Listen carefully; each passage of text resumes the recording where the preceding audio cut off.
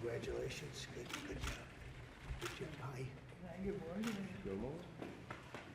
Welcome, Mr. President. Good to see you.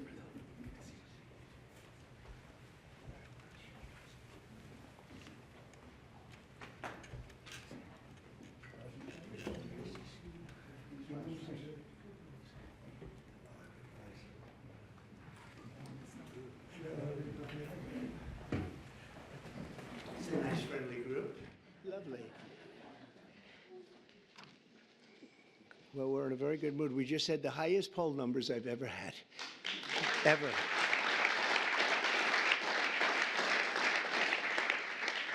And actually a record for a Republican. Now, I don't know about have they checked the Democrats too, but we have a record so far for a Republican. Now it's 4 weeks.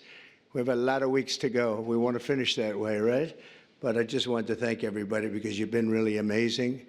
The job you've done has been incredible in terms of this 4-week period. It's been a very somewhat historic 4 weeks, and we have a couple of things in the works. We're negotiating with Russia, Ukraine, trying to get that horrible situation over with. It's terrible.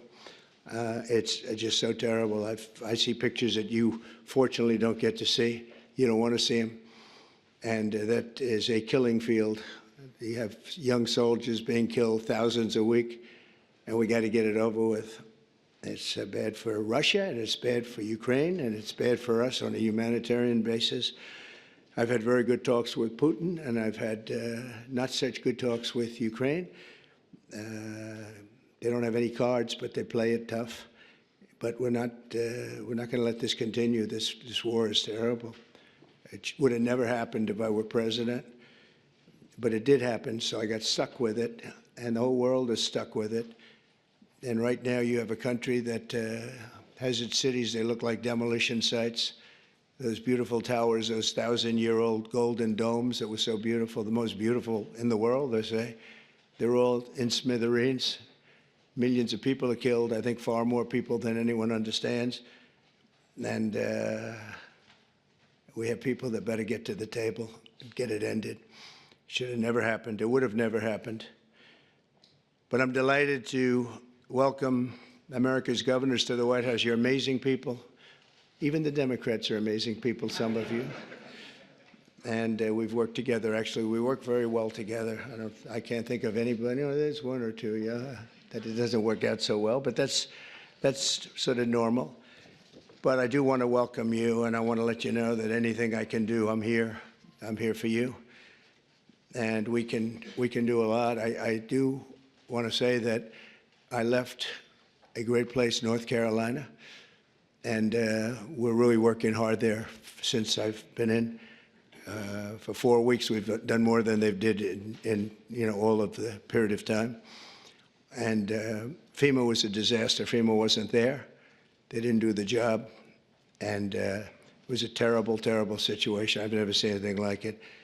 And then they actually, when they did get there, a very small group, they chose anybody with an American flag or the name Trump on the front of the house. They would sort of skip that house very nicely. And it was just a disaster. And we've done it the other way. And we're working with a very nice person that we've had good relationships, the newly elected Democrat governor, who's here, I assume, is he? Okay, thank you very much. We're working well together, very well together. And we're not using FEMA so much, but it doesn't matter as long as we get the job done. But the people are becoming very happy. So I want to thank you very much. Great job. We are, and I'm of the opinion, I understand FEMA very well. We had a good situation with FEMA, but it was a very expensive thing to do. And I really believe when there's a natural disaster, a hurricane, a tornado, or whatever it may be, you're very capable people. It's called you fix it. You take care of it yourselves. You don't have to call some faraway state and have people planed in from areas that they have no idea. They come in from Alaska to help you in Florida. They say, boy, this is hot here. By the time they figure it out, everything would have been fixed. It's not a good situation. It's very expensive. You spend at least twice as much They don't negotiate. They go out and hire local contractors, and they have no idea who they are. And I'd rather have my governor from South Carolina, Henry. I'd rather have Ron. I'd rather have from Florida. I'd rather have, I could name just about everybody in this room. I'd rather have you do it. You'll save a lot of money. And we'll send the bills. We'll pay, I think, far less. We have to have you have a little bit of skin in the game. Otherwise, those bills will be much higher than they're supposed to be, especially with a couple of you in this room who I know will get bills that you wouldn't believe, record setters. But so I think 75, 25 with the government, the federal government paying 75. And we'll go right through to probably either go through Commerce, maybe go through Marco, because Marco's very good with money. I don't think I'm going to give him to the environmental gentleman, Lee Zeldin here, because Lee's going to say, what's this all about, huh? They gave me this too. You have found some big stuff, by the way, some big fraud. You have, as he said, this one's not even explainable. We're talking about billions of dollars, so great job, Lee. Really, it's sad, but it's a great job you've done in a very short period of time. But I think Marco or Scott or Howard, and if wherever Howard may be, we want to congratulate him. It was a great session. He got no Democrat votes. I thought he's been a Democrat all his life, and he got no Democrat votes. They all called him to apologize. And, honestly, that shouldn't be. But he got approved yesterday. But today I'm delighted to welcome America's governors to the White House. And I've known many of you for a long, long time. And this week we're forging even stronger bonds of cooperation to better serve the American people. I also want to thank the members of my cabinet who have joined us for this meeting, and they have gone right off the bat. And I also want to thank Senator Thune, because I'm hearing we set a record on approvals, and I was screaming. I thought it was going so slowly. I think we have a record. So I apologize to anybody I screamed at. But no, it was announced this morning. I think we had a record for the number of positions, so that's great. And they're great people. So I'll begin by introducing Secretary of State Marco Rubio. He scares me because he got 99 votes. So that's either unbelievably good because he's an incredible diplomat and therefore he's Secretary of State and you couldn't have picked it, or I'm a little nervous about you, Marco. And the only vote he didn't get was our vice president, who couldn't vote because he had just left. So you got 100%. But it really says something. I think it says working together. It's an amazing tribute, I think. I'll let you know about it. I'll let you know about it in about 2 years, everybody. Marco's been great, and he's been in some big meetings with people at the highest level of states that we would say, states meaning other countries that we would have said wouldn't have dealt so well, but they're dealing very well. You have a great group of people with Steve Witkoff and Michael Waltz, and we're making amazing progress. I mean, we've made more progress on that situation, which is Ukraine, than they have in 3 years. Again, it's so sad that it began, but we're also working very hard in the Middle East. Another one that wouldn't have happened, we would never have had, you wouldn't have had October 7th. They had no money. Iran was broke. We had sanctions up on Iran that nobody's ever seen before. They were literally broke, and they were not giving any money to Hezbollah, to Hamas. And how about Hamas yesterday with the babies? How about that? We're going to take that. We're going to continue to take that. I don't think so. But I want to just thank you, Marco, for doing a great job. And Scott, you also. Scott went all the way to Ukraine. I said, don't do it. That's why they have telephones. But look, it's always better to meet in person. But I just didn't feel that it was good. And it was dangerous. You saw things on that train ride that you didn't like, I understand. It's a pretty dangerous ride, a long ride. How long was that? 10 hours. 10-hour ride. That's after you get there. And a very dangerous journey, but he wanted to do it. He's a patriot. He wanted to do it. It's better to do it than it is with a telephone. Always better. I always say much better to meet in person, but that was dangerous. I like him. Therefore, I didn't want him to do it. If I didn't like him, I would have suggested he do it. In fact, I'd say, go back today and let's give it another shot. But I hear that they're going to agree pretty much with what. But that's not the big thing. The big thing is getting it done, and we'll get it done. Also, somebody who's been so popular right from the beginning, very, very little opposition, but she's fantastic. She was the Attorney General of Florida for 8 years, highly respected, and just an amazing person, amazing leader and woman, Pam Bondi. Good, Pam. How's it going? Good? You got enough work? You got a lot of work over there, I'll tell you, man. She's going to be unbelievable. I don't even think about it. Interior Secretary Doug Burgum. And Doug, I don't know if Doug's here. He was last night. Oh, good. You just disappear right into the woodwork, huh?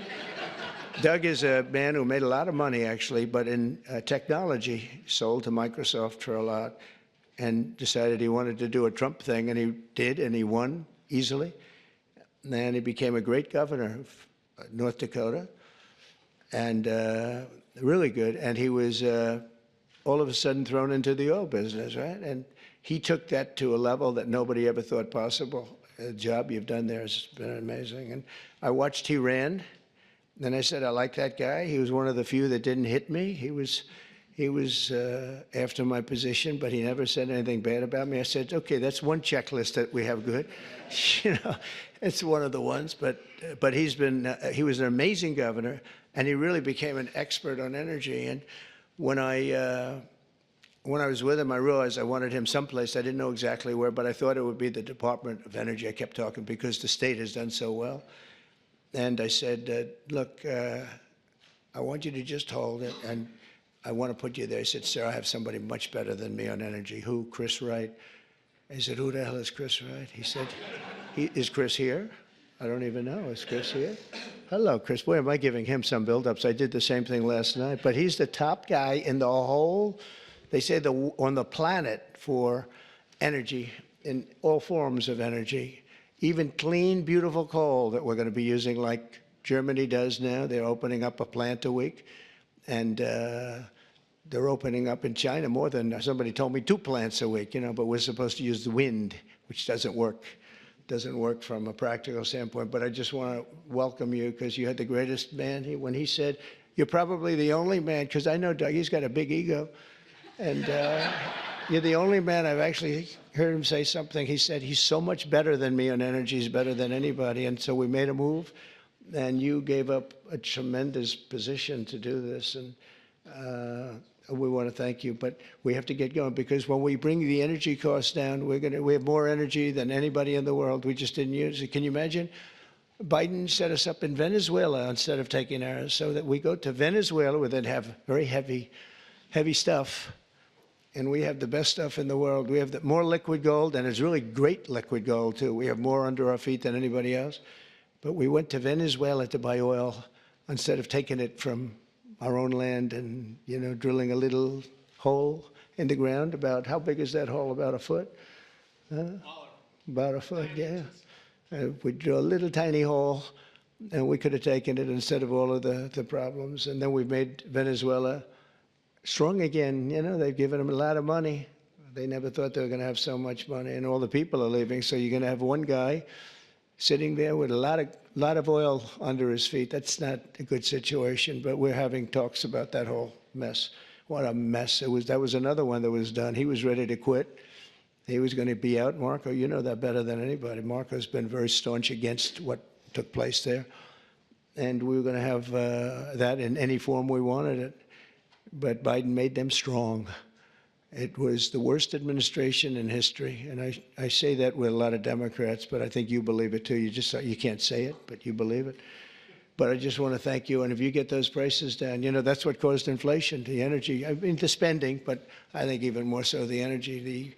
The energy went up. They stopped the oil leases. They stopped a lot of things that we were doing, and then they went back to what we were doing as much as they could because the prices were going through the roof. Remember that initial surge? It was brutal.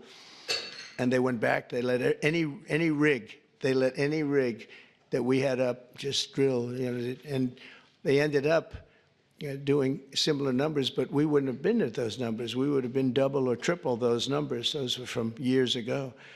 but energy caused our problem. But I just want to thank you for recommending him. And what we've done is he's the head of Department of Energy. He's Department of the Interior. And it's really screwy because the Department of the Interior has all the energy other than some nuclear energy that you're in charge of. But he has all the energy, has all the land, all the great places, best. We have more than any other country in the world. And he's in charge of it. The problem is he can't drill. And he drills, but he has no land. So what do? We said, I have an idea, let's merge them. So we merged them intellectually. I don't know if we did it legally, but we did it intellectually. So now he gives up the land and he gives up the drillers, and you're going crazy, right? You're going wild. And you'll do it beautifully, environmentally well, Lee, we'll make sure. But we have a lot of things, but we had to merge. I always wondered, why doesn't the Energy Department do more? And they didn't do more because they don't have any energy. It's the craziest thing I've ever seen. We'll probably have to make maybe even a change in that, somehow merge them or do something, because it's pretty tremendous what you're going to be able to do. Agricultural Secretary Brooke Rollins, who's so fantastic, and she's been at the head of so many different things and loyal from the beginning. She even opened up when we had a rather shocking defeat. She opened up we call it an institute. I've never seen anybody raise money like her. She raised hundreds of millions of dollars on this fabulous thing. But I said, look, we want to win another race because I think it's really important to win twice. And I won 3 times, if you think about it. So but it's only the Republicans smile when I say it happens to be true. But Brooke has been amazing, and it was really tough because this last election, I go to a person and say, sir, I just gave you $10 million. Oh, where did you give it to? I gave it to Brooke. You gave it to Brooke. She's spending it on policy. We don't have to worry about policy. We have to worry about getting elected, right? But Brooke is fantastic, and she's done such a good job, and she's Make America Great Again, top of the line, right? And she's going to, and what I didn't know, and as soon as I found out, I said, that's that. She studied, that's what she studied, agriculture. She knows everything about it, and she's going to be a fantastic secretary, and you'll do something with the eggs, because I'm hearing so much about eggs. You'll figure it out. You got to figure something out fast. But and we inherited all of the problems. At some point, a few months down the road, we won't be able to say it's so much us. But the big things, really, we can blame other people for, to allow criminals into our country at levels that nobody's ever seen before, to allow people from jails to have countries from all over the world be allowed to empty jails into an open border. They emptied jails and prisons, mental institutions, insane asylum, gang members, drug lords, drug people on drugs, people that are very sick. They allowed them to come into our country totally unchecked, unvetted. And right now we have a great gentleman, Tom Homan, who's doing an unbelievable job, and Christine Ohm. They're doing a great job, but it's something we should have never had to be done. And you see the levels of crime that these are serious. They make our criminals look nice, I'll tell you. That's the only thing we get out of it. Our criminals are very nice people by comparison. These are seriously tough people. The various gangs, whether it's MS-13 or the Venezuelan gangs, they're as tough as nobody's ever seen toughness like this. Secretary of Health and Human Services, nobody knows this particular gentleman. He sailed right through. I thought he'd get a lot of, I said, well, he's going to get a lot of Democrat votes, Ron. I said, he's going to be an easy one, right? I told Ron DeSantis, I said, this one's going to be so easy. He's going to get all those Democrat votes. I don't know. You thank goodness for the Republicans, right? Robert F. Kennedy Jr. And where is Bobby? Where is Bobby? So congratulations. Was that as easy as you thought? Just quit. Well, in the end, they all voted for him. He did pretty well. You got through. But, we have one stat that I quote, the autism stat. And you hear different numbers, but it's thousands. They say between 10 and 20,000. So if you go back 15 years ago, we had like nobody. It was 1 in 20,000. Now we have 1 in 34. Is that right? 34. So 34 or 36 kids have autism. And if you go back, I guess 18 years, that whenever that was done, it was 1 in 20,000. So we got from 20,000 to 34, 36. That's unbelievable. So there's something wrong. There's something wrong. We've done something wrong. There's something, you're going to figure it out. Maybe it's a spray that we spray all over the place that nobody else does. Other countries don't. The Pennsylvania Dutch, they don't do anything, and they're amazingly healthy. And he understands. He's working with Dr. Oz, who's a really smart guy. I know him very well. And those two guys are going to figure it out. They're also going to figure out why in the United States we pay $1,300 for a drug, one that we were talking about, and in London they pay, literally they pay $200, even less. $88 I heard in one case yesterday. They pay $88, we pay $1,300 for the exact same drug from the exact same factory, from the same plant where it's made. We've got to figure that out. So I hope you focus really a lot on the cost too, because Americans are being screwed, and it's no good. They're not going to put up with it. Secretary of Housing and Urban Development, another one I know very well. He's going to be fantastic, Scott Turner. So, Scott, congratulations. Man, oh, man, you are something. He got up and we had a great meeting yesterday, right? He got up and spoke. He's a good speaker, that one. And everybody loves you. Everybody knows you. Great guy. You're going to do fantastically. Well, you got a good recommendation from Ben Carson. Once Ben Carson recommended you, I said, all right, that's okay. We love Ben Carson. Nobody like Ben. Secretary of Energy, I introduced, Chris Wright, and Secretary of Veterans Affairs, Doug Collins. I know Doug so well. Oh, where's Doug? Where's Doug? That voice during the Mueller hearings, that beautiful voice. Do you know, remember the catastrophe that every Democrat remembers this, when Mueller went to testify? This was not a good situation. That's where it all ended, Pam, when he didn't know anything about anything. And Doug said, you don't know what we're talking about, do you? No. This was not a good day for them, but it was a good day for justice, I can tell you that, for fair justice. EPA Administrator Lee Zeldin, he ran for governor of New York. In theory, you have no chance, but actually, he almost won. It was a fantastic run, amazing run. And he's very smart. He was a congressman. He was fantastic on the hoax, the various hoaxes I had. I had a lot of hoaxes, so many I don't want to name them all. We don't have enough time. But he was always very strong, great lawyer, tremendous lawyer, and also a big believer in the environment and keeping it good and clean and healthy. And I just want to thank you for the job. And the only thing I ask is that you go speedily, because, you know, a lot of people use the whole process, the environmental impact process, to delay projects. We just want them to go quickly.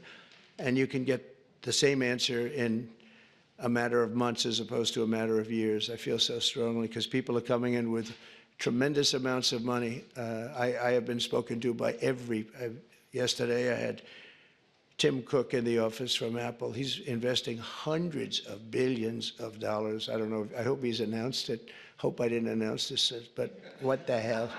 All I do is tell the truth. That's what he told me.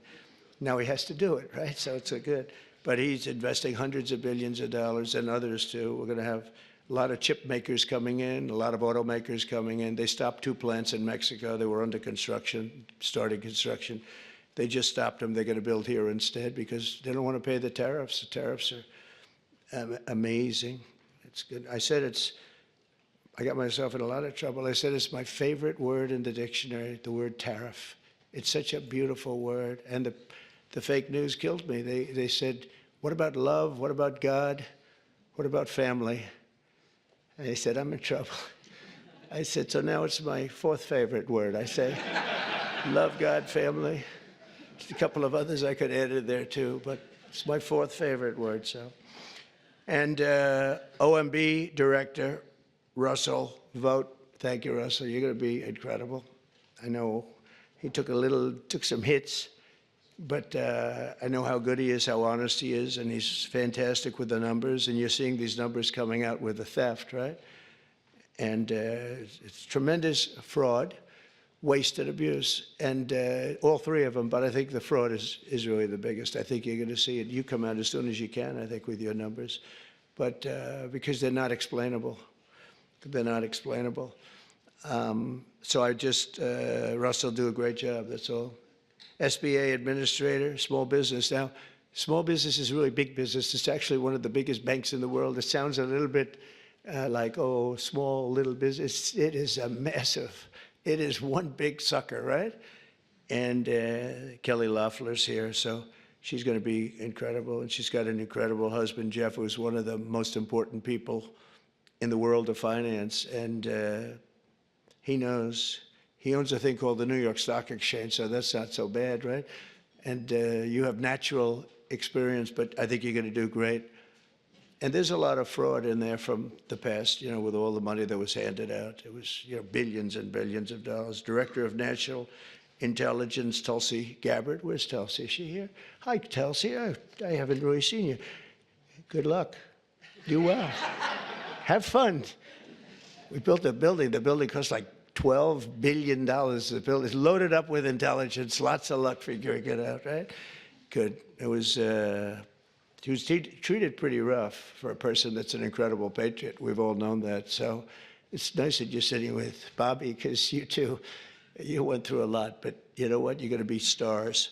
And over the past month, our new administration has taken unrelenting action to fix every single disaster that we inherited, and we inherited a lot of them, the border being, I think it's the most difficult one of all. The rest we can get fixed, including foreign countries that are doing things that they shouldn't be doing. And one of the reasons that we won the election by so much, because we won it in everywhere. We won the popular vote. We won the 7 swing states, all 7 by a lot.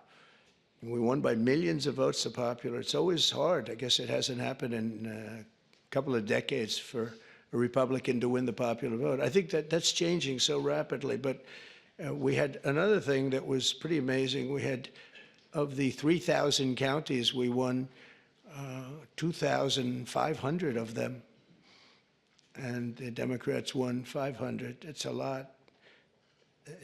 They've never seen anything like it. It would actually, you would have thought that the numbers would even be much higher. When you win 2,500 counties to 500 counties, that's, when you look at the map, you've all seen the map, the one that got certified and came out just recently.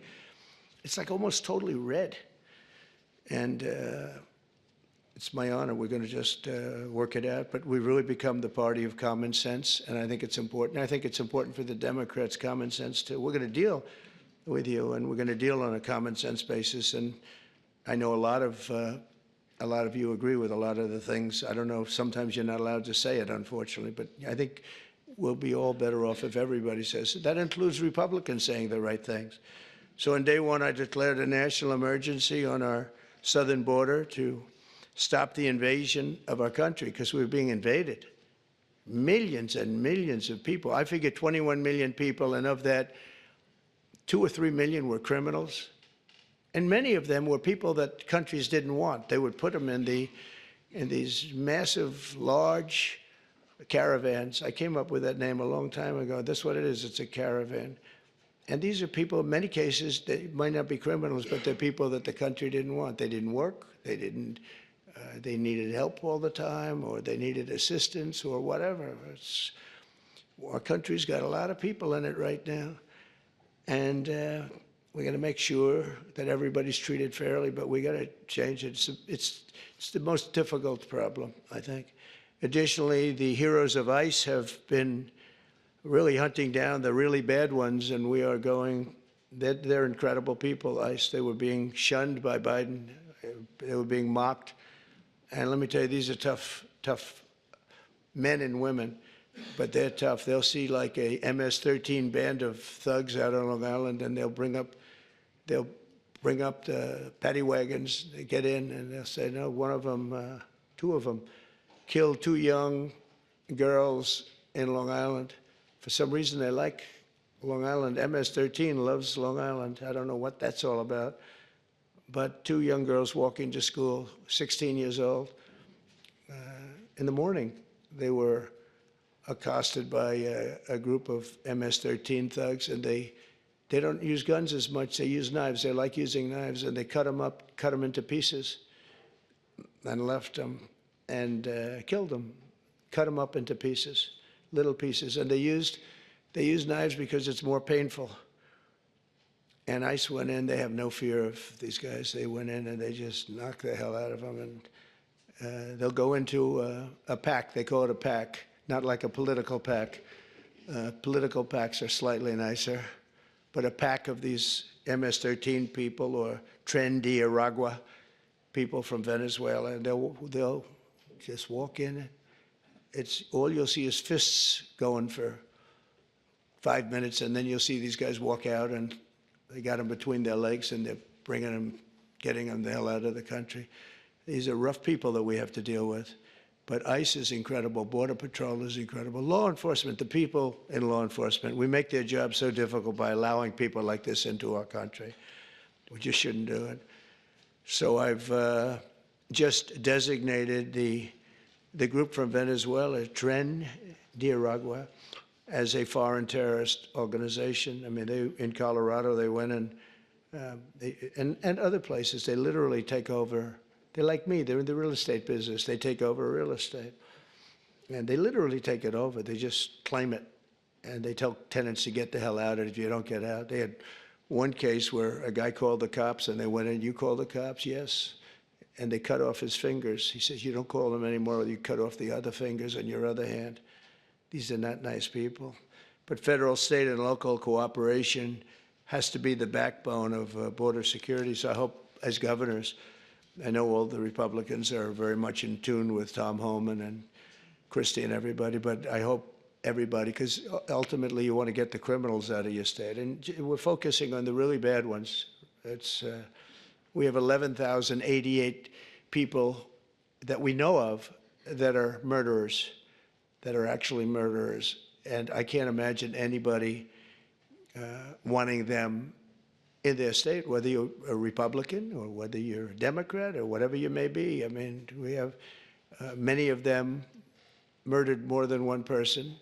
Some murdered more than 5 people, and they're in our country. They let them out of jails. These were convicted people, and they let them out of jails because it's very expensive to have somebody in jail for a lifetime or whatever it might be.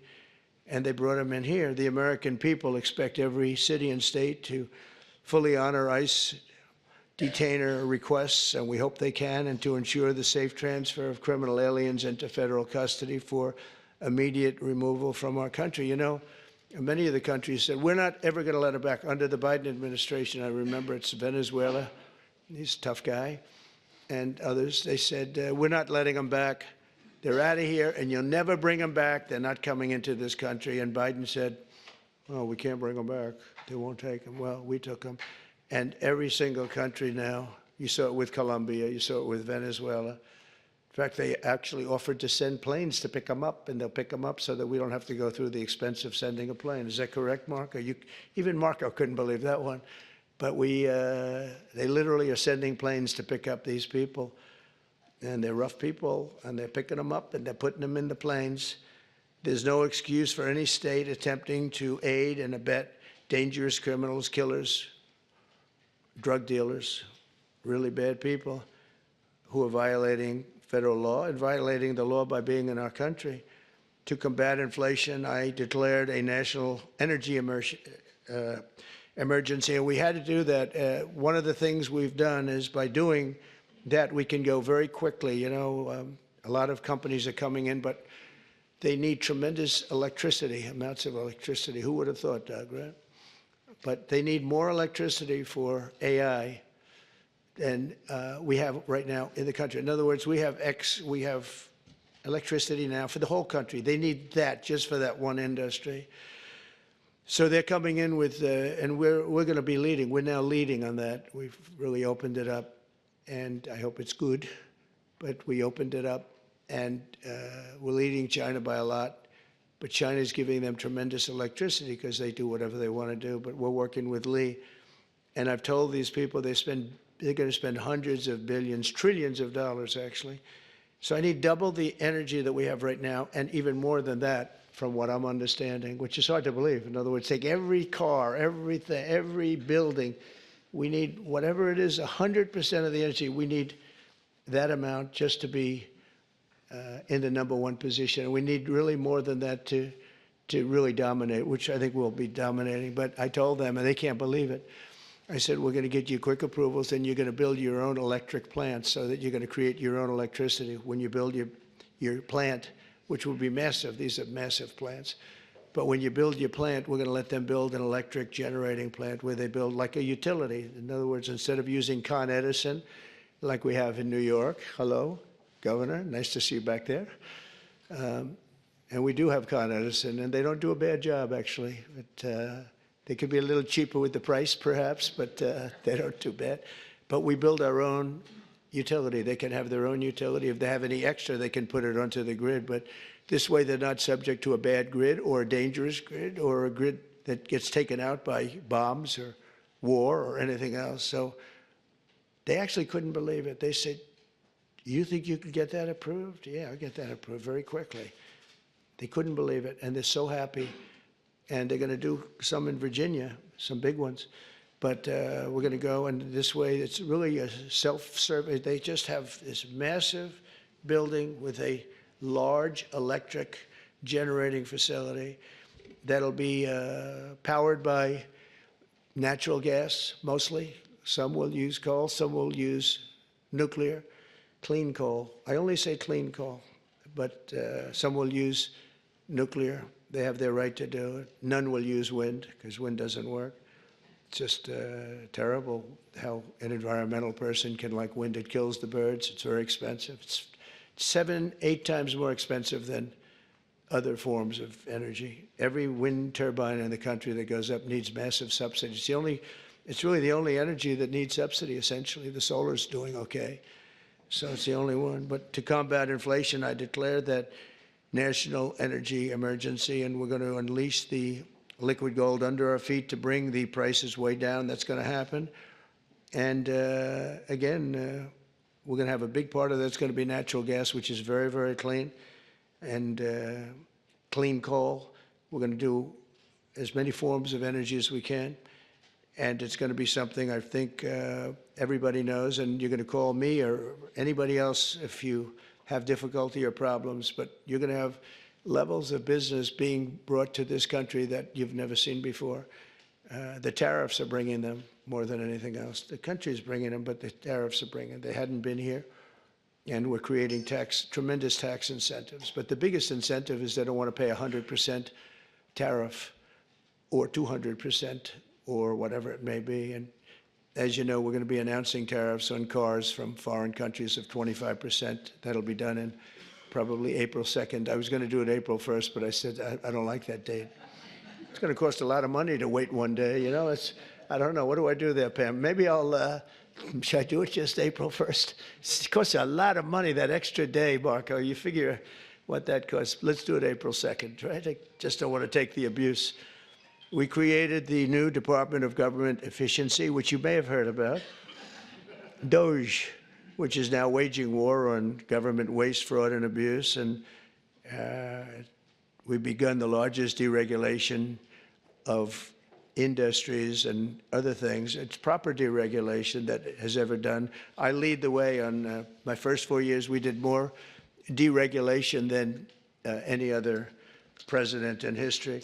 And I brought a little list along that I thought I'd just read some of the places when you mentioned DOGE, some of the places that this money has gone.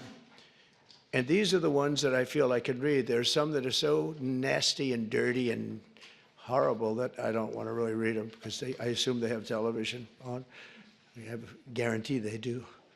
I let the press in today because we have nothing to hide, right? It's much better. They said, do you want to let the press in? I said, why not? You think Biden would do that? I don't think so. $520 million was given for a consultant to do ESG, that's environmental, social, and governance investments in Africa. $520 million, $25 million to promote biodiversity, conservation, and social responsibility behavior in the country of Colombia. 25 million, $40 million to improve the social and economic inclusion of sedentary migrants. They have no place in particular they were thinking of. There is no location. The money was sent out, but they have no idea where it's going. $42 million for social and behavior changes in Uganda, and $10 million for Mozambique medical male circumcision. People that want to be or have to be circumcised in Mozambique. $14 million for improving public procurement in Serbia. $486 million to a consortium for elections and political process strengthening, of which $22 million was for inclusive participatory political process in Moldova, and $21 million going to my friend, Prime Minister Modi in India, for voter turnout. We're giving $21 million for voter turnout in India. What about us? I want voter turnout too, Governor. $29 million to strengthen the political landscape in Bangladesh. Went to a firm that nobody ever heard of. Got $29 million. They got a check. Can you imagine you have a little firm, you get 10,000 here, 10,000 there. And then we get $29 million from the United States government. There are 2 people working in that firm. 2 people. I think they're very happy. They're very rich. They'll be on the cover of a very good business magazine pretty soon for being great scammers. $20 million for fiscal federalism, and $19 million for biodiversity in Nepal, and $47 million also for improving learning outcomes in Asia. Asia got a lot of money. $50 million plus another $50 million for condoms for Hamas. They gave $50 million, and it worked out so well, they gave another $50 million a little bit later. Condoms, $100 million for Hamas. And we're also uncovering outrageous incompetence and fraud in the Social Security, and I read this last night, so Governor, you're going to be bored hearing this, but you know, you never get bored because it's not possible to even believe it. So if you live 100 years, it's a long time, but let's assume that they had millions and millions of people living, because they have like 10 million people in the Social Security living. But let's go over 100. So now you're more than 100 years old. We have 4.7 million Social Security numbers, people from the age of 100 to 109. So if you're 100 to 109, we have 4.7 million people on our Social Security rolls, right? Well, that's a lot of people. I knew one guy who was 100. The great Lenny Litwin, he was a builder in Manhattan. He lived to 103. You knew him. He was one of the greatest builders. He was so happy. The reason he lived, he loved building. He'd build a building a year, right? Never had a problem. You knew Lenny Litwin, I would think, Governor, right? He was a great guy and got along with everybody. He got along with Democrats, Republicans. Everybody loved Lenny. When he died, it was a bad day for New York, I'll tell you. He was a great guy. But he lived to 103, 104 because he just loved his business. He was designing a new building at 103, and that was the end of it. He didn't quite get the design finished. But you had 3.6 million people aged 110, substantially older than good old Lenny. From 110 to 119, you have 3.6. These are the people on the rolls. Now we're looking to see whether or not they've been paid, because if they've been paid, then you're just using those numbers to take out the money, all the money that's paid to those people. 3.47 million people from the age of 120 to 129. 3.9 million people aged 130 to 139. 3.5 million people aged 140 years old to 149 years old. I think this is the case for Pam. I think I might give you this, Pam, just you can have it. In fact, I will. 1.3 million from age 150. There's 1.3 million people, they're saying, are alive and receiving Social Security. Now, that's the only thing we're checking. Are they receiving it? Because if they're receiving it, that makes it much worse. If they're not receiving it, that just makes it incompetent. They shouldn't be on the rolls.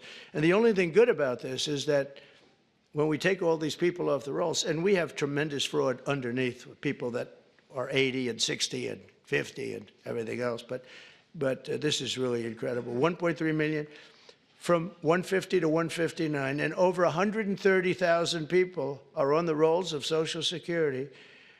over the age of 160 years old, including 1,039 people between the ages of 220 and 229. So we have, think of that, we have 1,039 people who are 220 years old to 229. We have one person at 240 years old, and here's the beauty of them all. We have one person at 360, which is strange because the country is 250. So it's been there 110 years older than the country. Here, Pam, you better take a look at this. That's much better for you than for me. Now the question is, are they getting paid? Because somebody maybe is getting paid. Yeah, I have a feeling you were. I said, what a convenient thing. This is so nice. We created this department, DOGE, and the kind of numbers are incredible. It could be $500 billion, but it could be $1 trillion. It could be even $1.5 trillion. We're going to find out. I mean, I'm actually going with Elon, and Elon is doing a really good job. And I said, who are these people that travel? We call them the Dogers. And I said, what are they? He said, they're generally young people with extremely high IQs who are very good with computers, because you have to be good with computers. So when one of these scammers talks and tries to tell them why it's perfect, they said, no, it doesn't work that way. You know, it's very hard to talk them out of something when they have you. But we're actually going to Fort Knox because I want to see, do we have the gold? Do we still have whatever it is, tons of gold? I hope we do. Wouldn't that be disappointing? Fort Knox. You grow up hearing about Fort Knox. You can't get in. You can't even see it. Nobody sees it. You go there and the place is dry. Would that be terrible? There's another one. Maybe you should go with us to that one. But we're going to go in there pretty soon. They're going to open the doors to Fort Knox. If any governor would like to go with us, well, good. You want to go with us on that one, Ron? That could be good. Could be interesting. Can you imagine if we open it up and there's no gold? Well, I think there will be. For one reason, it's really heavy. You know, you steal or borrow gold, you got to be strong. So it's not like other things. But we're looking at everything. We have the largest deregulation campaign in history, and we are, again, I did more than anybody, but this blows it away. And for one, every time we put in a new regulation, we're not allowed to put it in unless we terminate 10 old regulations. So it's 1 in 10. We did 1 in 7 in my last administration. And the problem is some of them were put back, foolishly put back. There was no reason for them. So if you truly want a turbocharged economy, you have to do that, and you have to get rid of the regulations. I think one of the reasons before COVID, and we did a great job with COVID and it was a hell of a thing for all of us, everybody here. But some countries will actually never recover for what they went through. But we ended up giving back. When we turned over the reins, the stock market was higher than just previous to COVID coming in, which was an amazing achievement. But we were, just prior to that, I would never forget, I was sitting down with 2 consultants, the 2 great pollsters. They said, sir, this economy is so good. We're the greatest economy in the history of the world. We were doubling up China. I was also charging China hundreds of billions of dollars in tariffs, which no president charged them anything, but they were killing us. But we were beating everybody. Everybody said that in 2018, China was going to overtake us as the biggest economy in the world. And by the time I got finished, we were so much bigger than China, and we still are now. But another 4 years like we had just passed, you will have China being much bigger than you. There's no reason. If we have a smart president, there's no way that they should ever be able to catch us. But this pollster said to me, sir, if Abraham Lincoln and George Washington came back from the dead and they ran as president and vice president, they'd never be able to beat you. I said, thank you very much. The next day I go into my office and a group of scientists are sitting there. Sir, would like to tell you there's something very bad happening in China. There's dead bodies all over the place. And that's the first time I heard the word pandemic in a long time. And that's where it started. And you know where they were? All around the Wuhan lab. That's why from day one, I was saying, they had little slits like this. You saw them from the air, from space. And they were just little slits, but they were body bags. They were black body bags all over, so many. And that's where it came from. One other thing, I just before we leave, I think you should do this. For my safety and security and for the good of our nation, you should do it anyway, regardless, even if it costs 10 times more, but it actually costs you just a tiny fraction. If you went to paper ballots and you're voting, and I would hope that every Republican would, so it costs exactly 8% of what the machines cost. These machines, they got something going. They get business. It's amazing. So paper ballots, and paper is very sophisticated today. Paper, it's called watermark. It's impossible to copy, impossible to cheat. It's actually hard to believe that a piece of paper is highly sophisticated, but it's watermark, and it's it's amazing actually when you see it. You can't cheat. But if you went to paper ballots and same-day voting, and if you went to voter ID, and also one other thing, you want a proof of citizenship, those four things: proof of citizenship, voter ID, paper ballots, one-day voting. And if you went to two-day voting or three-day voting, but some of these states, you had 64 days. You know, California just finished up just a short while ago. They were voting a week and a half ago. They're trying to finish them up. And other states, too. They were weeks after the election. I mean, if that were a close election, you'd have to wait for weeks and weeks and weeks. You got finished fast, Brian. Thank you for your help. We did very well in Georgia. That was very nice. But some of these states, if you had a close election, you wouldn't know who won. And then, you know, once that happens, then you really never know who won. But you would save tens of millions of dollars, forgetting about right, wrong, and security, safety, our country, our Constitution, and all of this. Number one, you'd have a much safer election. Number two, everybody, you'd know the results of your election by 10 o'clock. Everybody, it's a beautiful system. It's boxes of 5,000, boom, boom. And you can go and examine each box. It's so simple and so good. I did ask Elon, because he knows more about computers than anybody I know. I said, what do you think of the voting system? He said, computers are not meant for voting. It's just not it's too many transactions taking place too quickly. It's just not, he said, honestly, and I've gone to the best people, the smartest computer minds from MIT, from others. My uncle was a professor for 41 years at MIT, and a brilliant guy, and I got to know a lot of the people up there.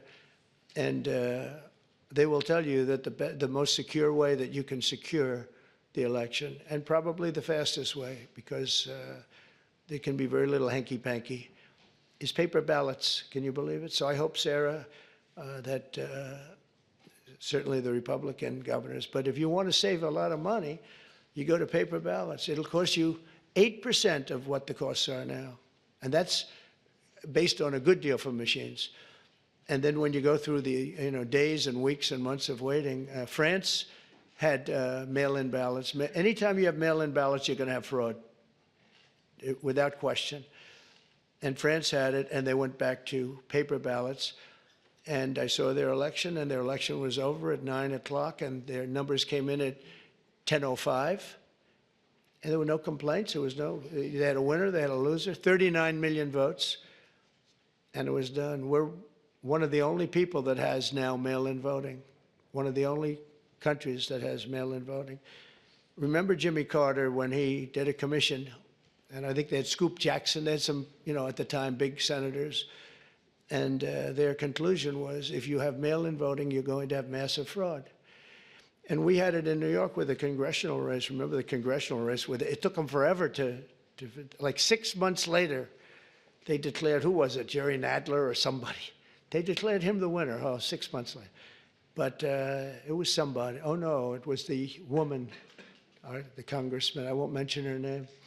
But she won, but she didn't win. And it was really very sad to see that whole thing. Democrat, that was a Democrat and a Democrat. That was a primary, but they had the mail-in voting. It's just a disaster. So it's very, very expensive. If you want to save money, if you really believe that the computers work, which they don't, But if you want to save a lot of money, all you have to do is go to paper ballots, and you'll be cutting it down by millions and millions of dollars. So America will take off like a rocket ship. You're going to see things that's so great for the governors, and Democrat governors are going to have, you're going to get the benefit of this. You're going to be opening up plants, and you're going to be, I hope we have enough people. We're going to and we want people to come into our country, by the way, I do, but they have to come in legally. So we need people in the country, but they have to come in legally. 2 weeks ago, I signed an executive order banning men from playing in women's sports. Many Democrats are fighting me on that. I hope you continue, because you'll never win another race. And it's just crazy. If you look at what happened with the boxing, if you look at what happened with the weightlifting numbers, where a record that hadn't been broken for 19 years got shattered. But, they put up an eighth of an ounce here, an eighth of an ounce there, and it's 218 pounds or whatever, a lot. And hadn't been broken in 19 years. And then a guy walks up who transitioned. He transitioned, and he knocked out that record by about 100 pounds. That will be a record not going to be broken again in a long. So we put a ban on it, and to protect women. I mean, the women, if you watch the Olympics, you had 2 transitioned people that were fighting in the women's boxing. They have women's boxing category. And if you saw that, it was brutal. What happened to the Italian woman was a really good boxer. After one punch, she said, no more, no more. I've never been hit. It was a left. It was not even it was just a left jab. She got hit so hard, she said, I can't do it. They forced her to go out. No, go out again. You'll do it. Goes out again, gets hit again. No, that's it. She didn't want to die, and it's crazy. But the NCAA has complied immediately, by the way. That's good. But I understand Maine. Is Maine here, the governor of Maine? Down here, Are you not going to comply with it? I'm complying with state and federal laws. We are the federal law. Well, you better do it. You better do it, because you're not going to get any federal funding at all if you don't. And by the way, your population, even though it's somewhat liberal, although I did very well there, your population doesn't want men playing in women's sports. So you better comply, because otherwise you're not getting any federal funding. See you in court. Every state, good, I'll see you in court. I look forward to that. That should be a real easy one. And enjoy your life after governor, because I don't think you'll be in elected politics. Every state has a responsibility to comply with Title IX. They have an obligation, a legal obligation, and we'll be enforcing aggressively, and we're going to be protecting our citizens. We're going to protect. So just to end, this administration has been fighting for parents' rights and universal school choice. We want to do something that I think many people in this room want, and even if you don't, I think you do want it, but you might not be able to say it. We want to move the schools back to the states, so that Iowa and South Carolina and Georgia and all these states can run your own school system. And you'll do a fantastic job, Kim. You're going to do great. I mean, I use your example because you're so much into the education, done a great job with school choice, and you'll do your school choice. That'll be the easy thing. But we want to get it back, take it away. So just some stats. So at last, it's usually we're 38, 39, or 40 out of 40. They take the 40, I guess, biggest, most important, whatever it might be, but 40 countries. And we were 38, 38, 39, and congratulations, but 2 months ago, 3 months ago, we hit number 40. So we were last in terms of education in the world. And we were first in another category, though. We were first in cost per pupil.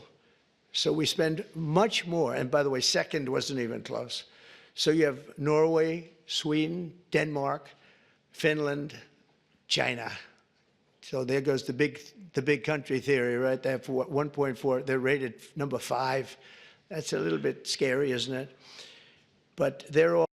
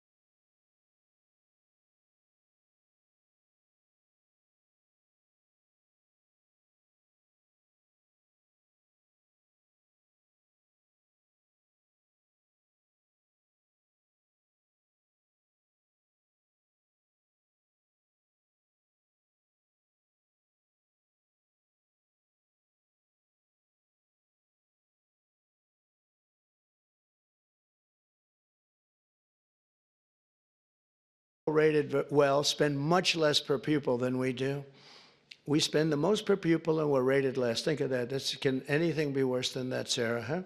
So what happens is we are going to make a very strong push on closing up the Department of Education.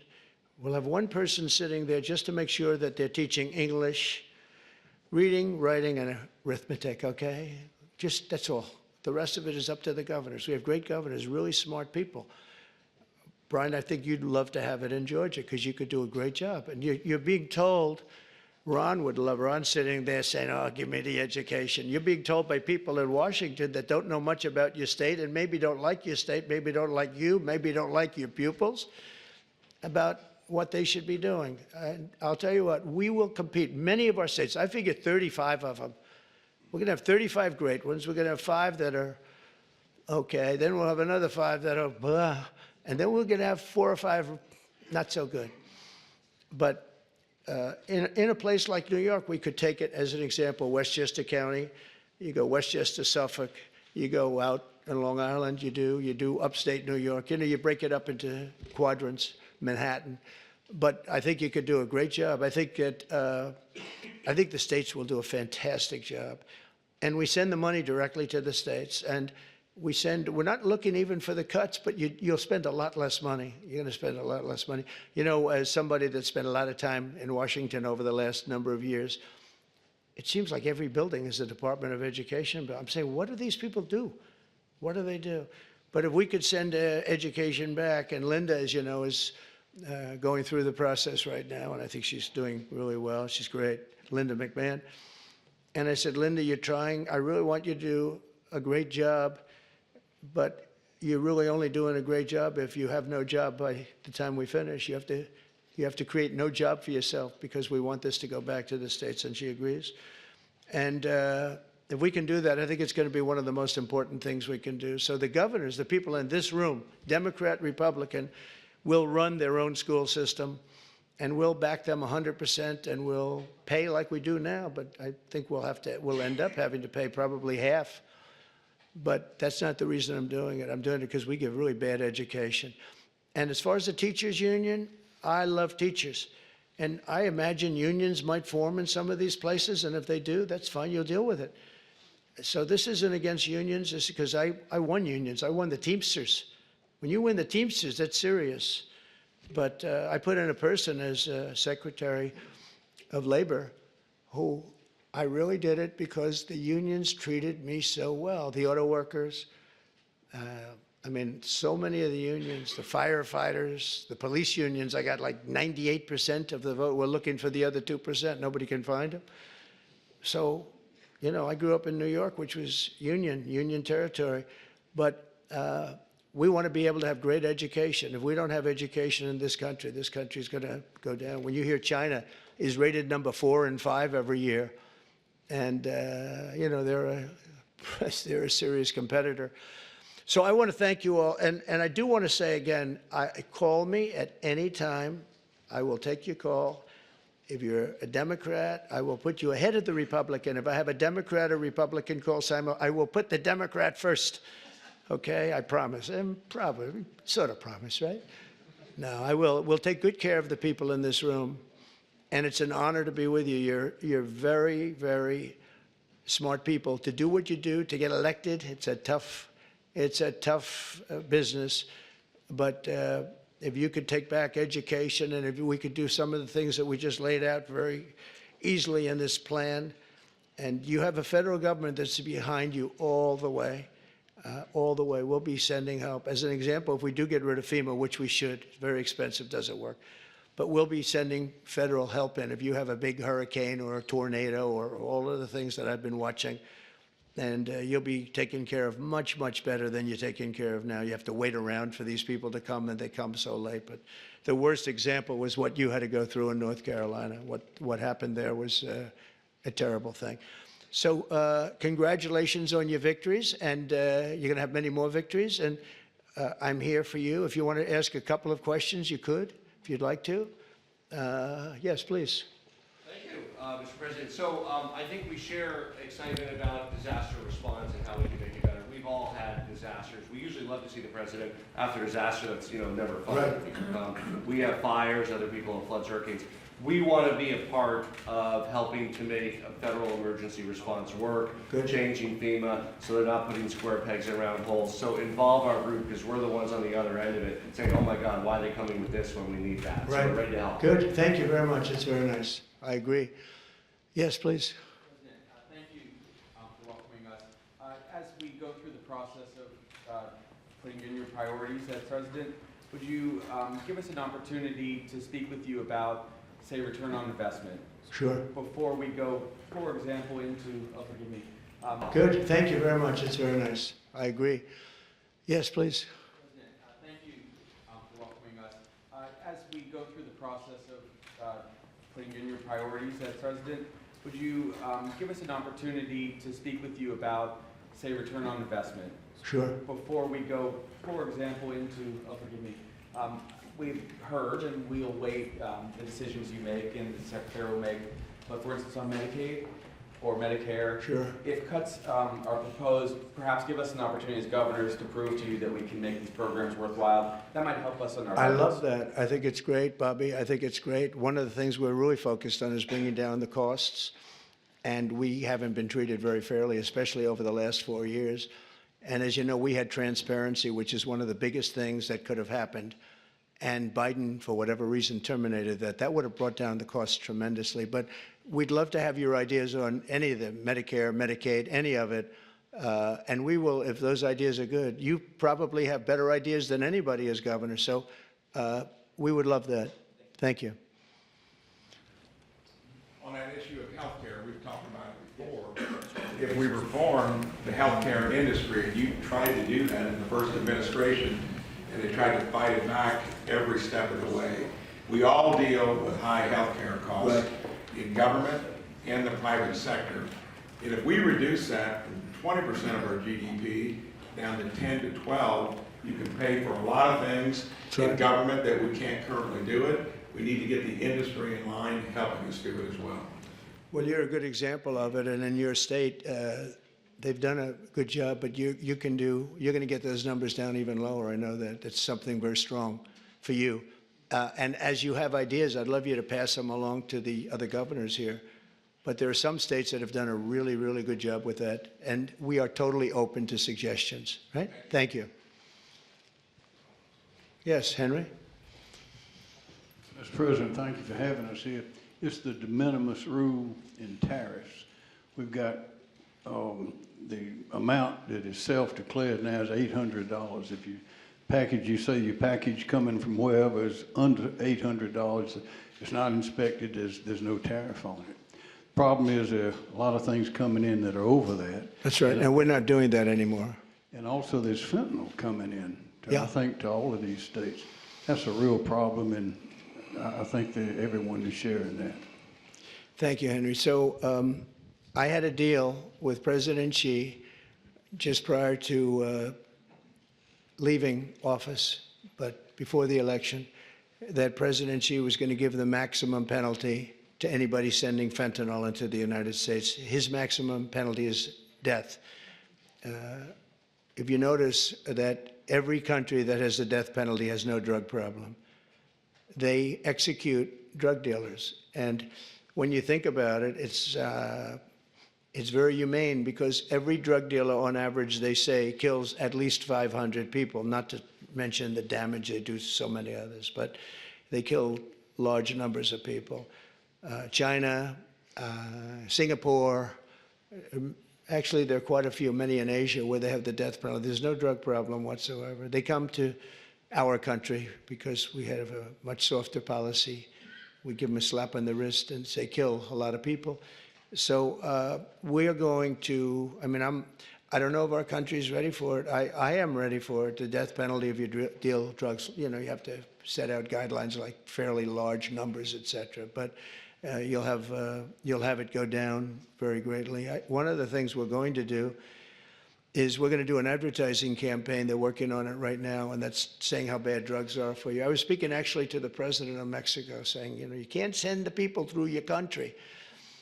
And I said, you're not a big drug-taking nation. You send us plenty of drugs, but the people aren't drug-taking. And she said, yes, we're not a consumer nation. That was a very interesting term.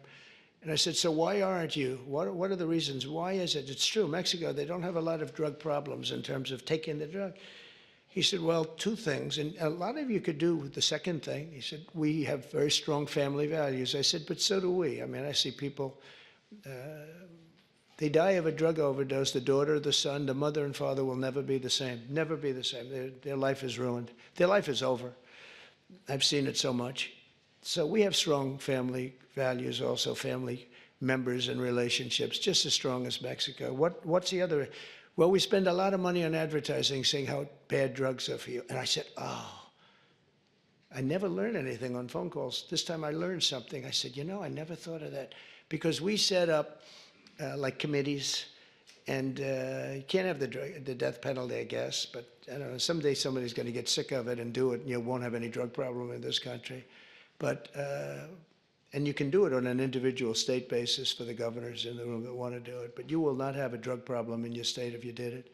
But I will say this, we have a situation where we have now hired a couple of the best agencies, and we're going to spend about 100 million, maybe 200 million on advertising, saying that when you take certain drugs, the drugs, fentanyl, et cetera, it destroys your skin, it destroys your teeth, it destroys your brain, it destroys everything. And really horrible commercials. I mean, I've seen the first of them, and they are brutal. They are brutal. And when some young kid is sitting down watching this commercial a couple of times, I really don't think they're going to be taking drugs. So I think that this is, I mean, this is a big statement, but I think we can drop it 50%, 50, by doing this. And I give her credit. She was talking to me about it, told me about it. But I knew immediately as soon as she said it, it was not, she didn't have to say anymore. She went on to tell me different things, but it was just the concept of it. And I think states can do that too. If you do commercials talking about how horrible it is, drugs. I mean, what it does, I mean, you look at their skin, it gets eroded, their teeth are, you can tell. I mean, you can see a person that takes a lot of drugs, especially fentanyl and some of the others, the bad ones, the real bad ones, some of them, the heroin.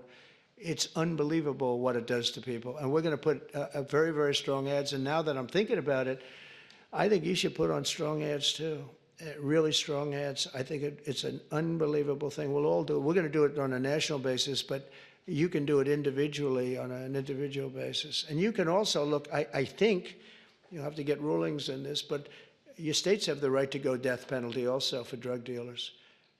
And, but only do that if you want to get rid of drugs, because if you don't do that, it's a little tough.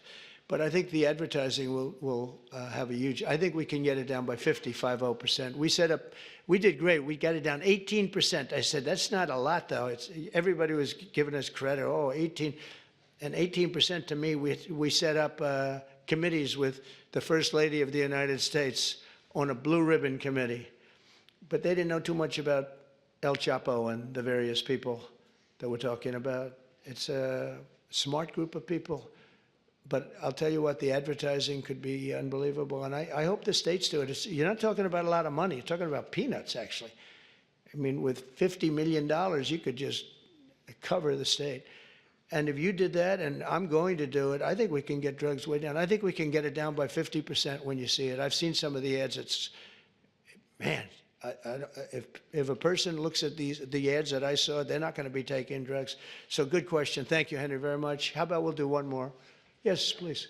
Thank you so much for having us. Thank you. As we've talked as governors, we implement a lot of the social welfare programs, whether it's Medicaid or job training or rental assistance. Each one has different requirements that create cliffs and benefits that make it hard for people to recover. Things as simple as work requirements for able-bodied adults. If we could synchronize across TANF, Medicaid, work programs, let's make it a trampoline to get people back on their feet instead of a hammock they climb into. I think it's great. I think if you could get together and work together, you'd bring down costs just on that basis. I think it would be I think it would be really great. Did you want, go ahead, please. Mr. President, I want to just say thank you.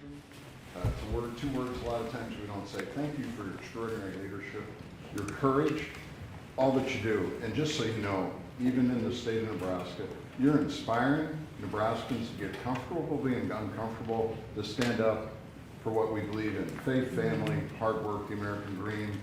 Stand up and talk about the common sense. So we're incredibly grateful. Thank you, Governor. Thank you very much. I appreciate it.